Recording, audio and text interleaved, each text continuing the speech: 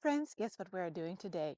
We're harvesting our potatoes. They have been growing since April here in those grow bags, and you can tell by how crappy they're looking that they are ready for harvest because they have to go through their entire life cycle to make it through and really be ready to be pulled. So that's what we're doing today. I'll take them out of the irrigation, so unplugging them just from the irrigation lines and pulling them out here to have just a little bit more space. Then we're going to dump them in the gorilla cart. That's always the fun part, to really see how many we get out of there. Because with any type of crop which you're growing underneath the soil and underneath the surface, you never truly know how much you got, right? I did pull one of each variety already earlier this week to just see how they're doing and if they're good to go. They are. So yeah, let's go and harvest the rest of them and see how much we got.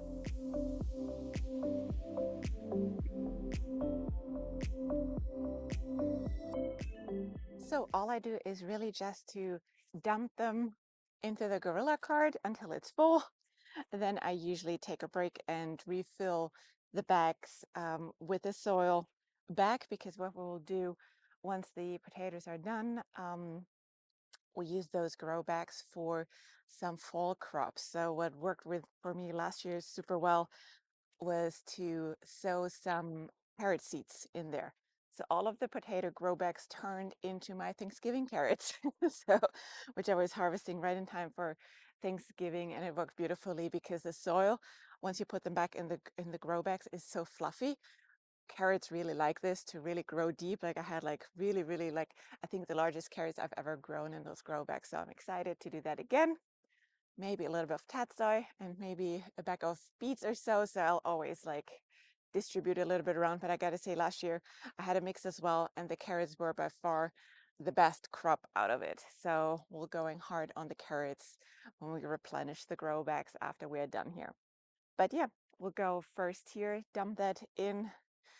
There is no way you can harvest potatoes without getting dirty and sweaty. So that is why I'm like covered in long stuff. It's just help a little bit with the dirt and with the sweat. But let's get started here.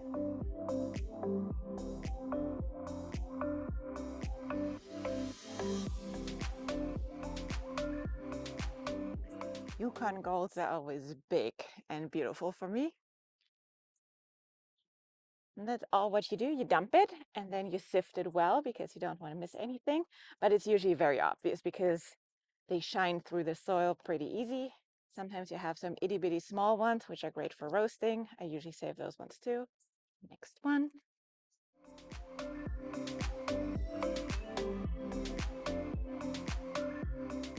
Ooh, that one was also a nice one. Ooh, that was a really nice one. Ooh, that was gross. Sometimes you find the old ones, the starts, basically in here rotting, which is funny. I'll just put them in the compost. Nothing to worry about there.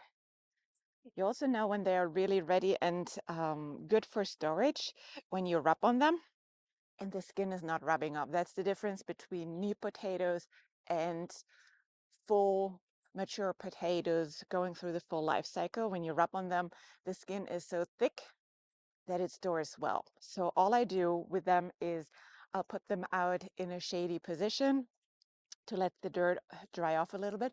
I do not wash them. The dirt actually helps with the storage life. So I'll just leave them, let them a little bit dry up because the soil was wet. We had some rain yesterday, and then I'll put them into storage. I usually separate them into a bucket of like per size, basically, because the bigger they are, the better they store. So the small ones I always try to eat first with like roasting or whatever.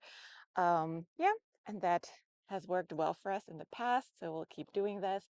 I also got this year some burlap bags to just store them a little bit better because I know I will have a lot.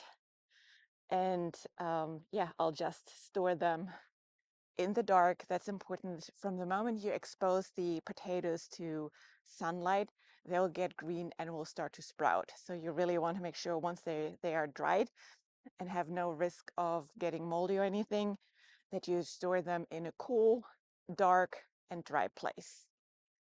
Do yourself a favor and don't harvest them right after the rain because those dang grow bags are heavy. Yeah, we had a lot of rain this summer already, so It's really hard to not find a rainy day or an area when they are sufficiently dried out, but it's all right. Get some muscles while gardening. Yeah. And if you have kids, that is the most fun thing to do with kids, to go and harvest potatoes and see how many you got and let them find, dig through it. Just such a fun exercise. Great. So that is the outcome out of 3 grow bags. This is a very large harvest basket, so I would assume, and I'll measure them or weigh them later, but I think that is easily 5 pounds. So that's nice. And remember, we started with like half a potato in each bag, right? So that is how you multiply your potatoes fast.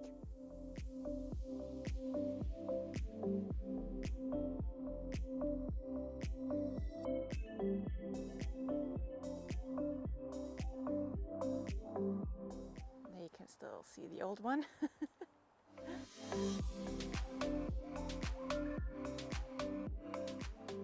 So I'm done harvesting, and let's look at the harvest. Ah, it is such a satisfying thing to do. So all of my 5 varieties came out nice. I think the only slightly disappointment was actually the Yukon Gold. They came out with sizable tubers, but really not that many. Like, they look especially tiny next to the Adirondack Blue, which I think were my best yielding ones. So every harvest you see here is representing 3 grow bags worth of potatoes. So the Yukon Gold, I gotta weigh them all, but I think the Yukon Gold were the least prolific one, or maybe the Superior, which has performed better for me. That's the Superior over there, the half, and the other ones are the beautiful Dakota Dawn from row 7. They are really, really cute. And the ones which definitely came out with the most were the Upstate Abundance, so it made its name and honor.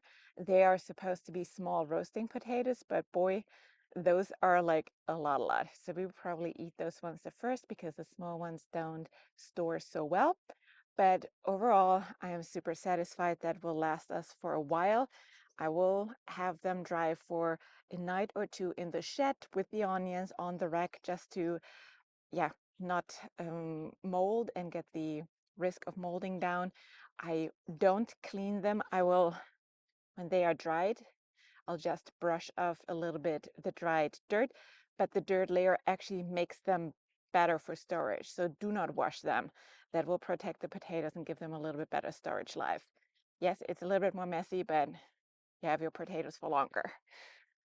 So yay!